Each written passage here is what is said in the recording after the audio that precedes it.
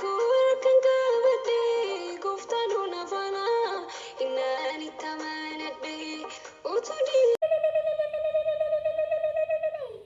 Assalamualaikum warahmatullahi wabarakatuh. Jirtu nageenya rabbii bakka jirtan maraatti hunduma keessan bira haa jiraatu. Ana bira hunduu nagaadha. Alhamdulillah. Egaa har'a akkuma jalqabarraa na argitan ililchaa dhufe jechuudha yookiin immoo ililchaatiin seenee jira jechuudha. Baay'ee natti tolee baay'ee gammadee gammachuu kiyya immoo isiniif qooduutiin dhufe gara sanaatti osoo hin darbiin dursa warri chaanaalii kanaa fi haaraa taatan sabiskiraayibii gochuu akkasuma laayikii fi yaada qabdan immoo gama koomentiitiin naaf barreessuu hin dagatiinaa. Balballi koomentii kanaadha. Gosaalotiin immoo sheer gochuu hin dagatiinaan isiniin jedha. Egaa itti aansuudhaanii hordoftoota amantaa Islaamaa mara keessaniidhaaf baga gammaddanii baga ittiin siin gahe Ramadaan Kariim isiniin jedheera. Egaa jiini kunii ji'a salphaatti argame yookaan immoo ji'a akkasumaan dhufe miti. Ji'a waggaa tokko naanna'ee keessaa ji'a tokkitti ji'a baay'ee hawwiidhaan eegamtu. Ji'a baay'ee eeguudhaan eegamtu.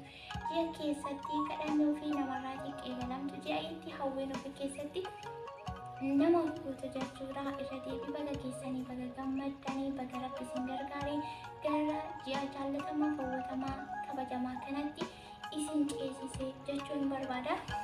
Sababni isaa jiini kuni lammii keenya baay'ee obbiraatii qabaatee turre guyyaa kana ji'a kana osoo hin argin jechuudha. Dhiiga baay'eetu dhangala'aa ture, lafee baay'eetu cabaa ture, lubbuu baay'eetu badaa ture, haqa baay'eetu dhokachaatee ture. Lubbuun dhalootaa darbee dirree biyyoormaa irratti allaattiin akka hin taane gochaatee turte.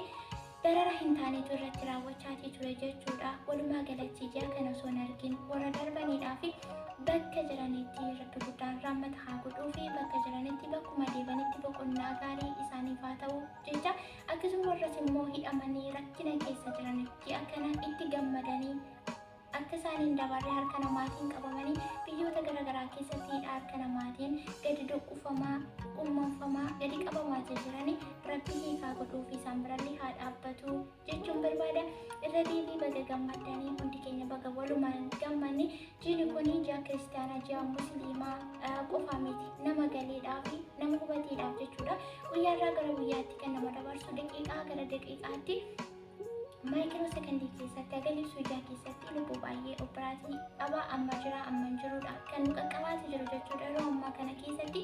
Egaa isa kana rabbi guddaan keenya haala hundumaa keessatti nu gargaaree waan nuti hin dandeenye ofii isaa dandeenyus akka dandeenyu nu godhee lafee keenya jabeessee bu'aa bayii hedduu bira nu dabarsee gadi qabamu jechi waan hundumtuu daddarbaan biyya ormaa biyya keessaa otuma jiru otuma hanqee dhokatu otuma bu'amu otuma gaddamu keessa dabarsee fidee itti gammadamu kanaan inni nu ga'e rabbiif galanni haa ta'u jechuun barbaada. Irra deebiin egaa har'a jalqabumaa viidiyoo kana yeroo bantan waliin beektamee uffata kana maaliif uffattee dhuftee har'ammoo maal jechuudha moo musliima taatee ilaalin jettaniire naggaaffattaniire. Egaa gaaffiitiin immoo qabamtanii akkasiin yaada bal'aa keessaa gaaffii bal'aa keessan seenidhaa fi anis immoo gabaabumatti isiniif deebisuudhaaf jechuudha. Maaliif akkanuma akkasitti uffadhe? Akkuma beektanii uffanni kun uffata musliimota yookiin uffata habaayyaa jechuudha. Keessaa musliimonni adda addaa ni fayyadamu. Akkasumas immoo uffata habaayyaa qofa miti diriyyaa kan jedhamu jira. Uffatoota garaagaraatu jira. Keessaa ani kanan filadhisa kana jechuudha. Akkasumallee fuulatti kan shaffanamu ni jira.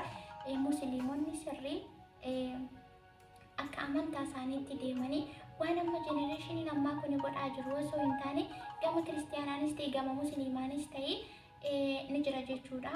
Amantaan hundi isaayyuu uffata mataa isaatii danda'e kan seera isaa eeggate kan qura'aan jedhu kan wangeelli yookaan macaafni qulqulluun jedhu eeggatee kan deemu uffata mataa isaa danda'e ni qaba jechuudha. Amantaan kamiyyuu kanaaf gama musliimaatiin ani tokko kanan beeku isa kanadha. Kan biraan illee ni jira keessa akkuma isiniin jedhe kanan filadhe isa kana jechuudha. Uffata kanallee baay'ee isaanirraallee kana jaalladhu.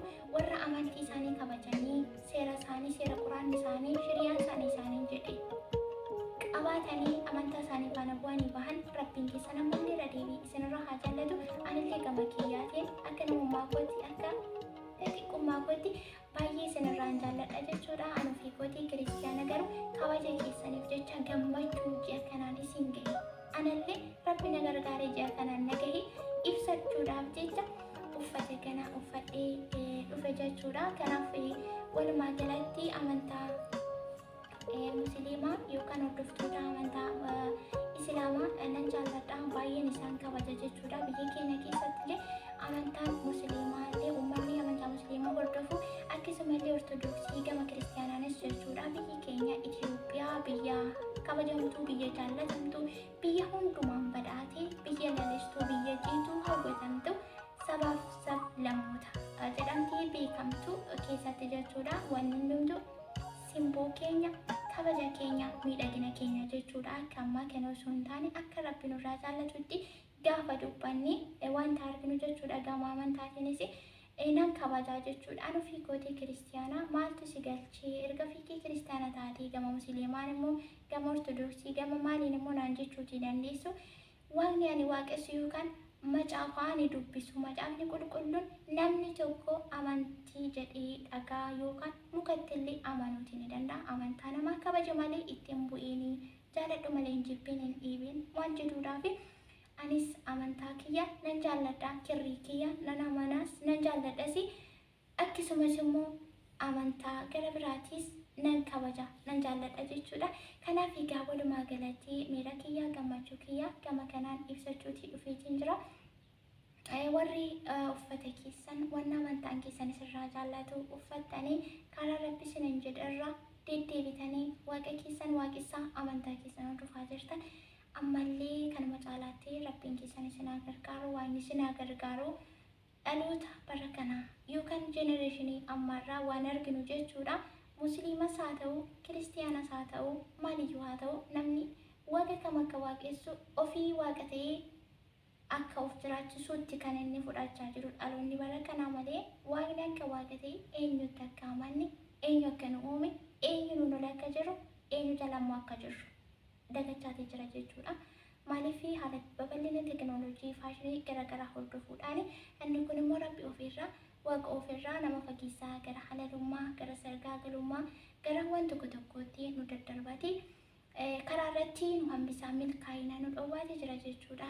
Asirraan wanti ammachuu yookaan wanti jechuutii barbaadu adaraa keessan warri amantaa kiristaanaa taatanis warra ortodoksii tawaahidoo taatanis akkasumas hordoftoonni amantaa islaamaa hundi keessanuu kabaja keessan eeggadha. Kabaja ofii Rabbitu jaallata. Wanni inni namaaf kenne, wanni inni namatti kenne ajaja raawwatanii karaa sarayyuu deddeebi'an humni ofii ni bareeda, ni milkaa'a, galma ga'uu ni danda'ani jechuudha. Namni karaa Rabbi irra deddeebi'e, namni karaa waaqa irra deddeebi'e, namni karaa inni namaan jedhe ergaan namatti kenne galmaan ga'e kan karaa irra tafee hin jiru. Har'a garuu waa hedduutiin wal guyyoomsa, wal dagachiisa. Amantaa keenya waaqa nuti itti amanne wal dagachiisaa jira waan ta'eedhaaf Rabbi guddaan gara karaatti, gara dhugaatti, gara jireenyaatti isin haa deebisu jechuun barbaada. Hordoftoota amantaa ortodoksii tawaahidoo gama keessaniinis waan gootan yaadadhaa, uffata keessan sirreeffadhaa, kabaja keessan eeggadhaa, wanta qaama mul'isu, wanna faashinii garaagaraa dhiisaa, wanna Rabbi isiniif kenne hundatti gammadaa ameen jedhaatii fudhadhaa. Isa isinirraa jaallata, isatu galmaan isin gaa jechuun barbaada.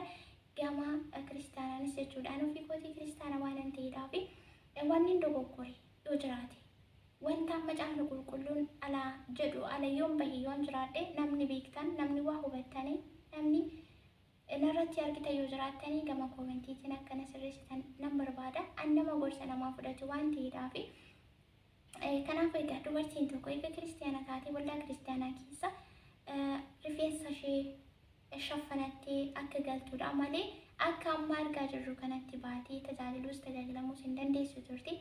Wanta namtolchee aartii garaagaraatti fayyadamuun akkasuma qeensa kana waan akkas ni jijjiira. Ani beektan jechuudha. Isa kanarraa dubbachuu illee hin dhumne garuu yaadumatu gara sana nageesse kana ofitti daddabalanii gabaabumatti teekinooloojii kan ta'e wanta namtolchee kan ta'e keemikaala waan namatti daddabalamu waan Rabbi namaaf kenne irratti waan dabalamu kana kan deeggaru macaafa qulqulluu yookiin wangeela keessa hin jiru jechuudha. Egaa manumaa wanni isin beekuu qabdan nama hubannaa qabu miti. Namni narraa hubannaa qabdan immoo yaada koo kana min poointii godhatanii irratti yaada bal'aa dhalootaaf qooduu dandeessu jechuudha. Kanaaf obboleewwan koo kanan baay'ee kabajuu fi baay'ee jaalladhu ilmaan Oromoo Generation amma taatanii hin babbadinaa karaarra hin babbadinaa gara fuula rabbiitti deebi'aa soomaa sagadaa wal sirreessaa wal gorsaa gaa'illi keessan adeemsi keessan kaayyoon keessan karoorri keessan kan rabbi isinirraa jaallatu ta'uu qaba yoo sanan taanite yoo karaarraa baddan namni karaarraa bade karaarraa hinuma bada boodarra immoo gaddataa boo'icha ta'a yeroo sana immoo deebi'ee rabbii faana kan walitti nama buusu ta'a waan ta'eedhaaf adeemsa keessan uffata keessan sirreeffadhaa maalummaa keessan eenyummaa keessan rabbii galetti wanta macaalli isiniin jedhu wanta quraanni isiniin jedhu dhaggeeffadhaatii karaa sanatti jiraachuu hin dagatinaan isiniin jedha irra deebii wanni dogoggore yoo jiraate gammoo koomentiin na barreessaa keessaanillee na dubbistanii har'a'uu kana dogoggortii viidiyoo kee kanarratti dogoggora kanatu jira yoo naan jettan dhuga dubbachuudhaaf guutummaa guutuutti nan fudhadha baay'een isin jaalladha baay'een isin kabajaa irra deebii warri chaanaalii kanaaf haaraa taatan Subscribe godha channel keenya jabeessaa guddisaa wal dagannii baay'ee tokko iddoo faayidaan jiru bichaatti kufaati jira jechuudha xiqqaamatu guddata guddaanis xiqqaachuu ni danda'a kanaaf nama hundumaa ija tokkootiin ilaallee wal guddisuu wal jajjabeessuu wal bira dhaabbachuun wal gorsuun wal bukkee dhaabbachuun aadaaf amala keenya haa ta'u irra deddeebii hundi keessanuu wal gargaaraa waliif sheer godhaa anis gama kiyyaan hagan danda'e hagumni koo baasii isin bira dhaabbachuuf gara duubaatti hin jedhu irra deebii hordoftoota amantaa musliimaa baga gammaddanii gammachuun koo daangaa hin qabdu anumti bakka hin jiru kanatti ji'a kana waggaa kana haalan keessa dabarsee waliin wal madaalchisee yeroon ilaalu waan ji'a kana argu natti hin fakkaanne rabbi garuu gargaaree fidee ji'a kanaan nageetee jira baay'ee natti tolee baay'ee na gammachiisee jira isinis baga gammaddanii ayyaana gaarii isinii haa ta'u sooma gaarii soomayetti biyyi keenya bilisoomtu biyyi keenya nagaa argattu biyyi keenya dhugaan mul'atu dhalli namaa dubbatee dhugaa argatu nagaan bahee galu ji'a itti haati hiyyeessaa ejjishee imimmaaniin guutii karaa laalaa jirtu alashee arguudhaaf dhagahuudhaaf sagalee wal dhageettii dhabe sagalee gurri sagalee gaarii waan gaarii dhagahuu dhabdee itti gammaddu biyyi keenyatti nagaa guutuu argatu nuuf haa ta'u rabbis akka nu gargaaru abdiin qaba hagammatti waan wajjin turtaniif ulfaadhaa galatooma baay'ee isin jaalladha hagammatti isinis waliinis kanaan ture yaani qeebii kituubidha nagaan tura shalom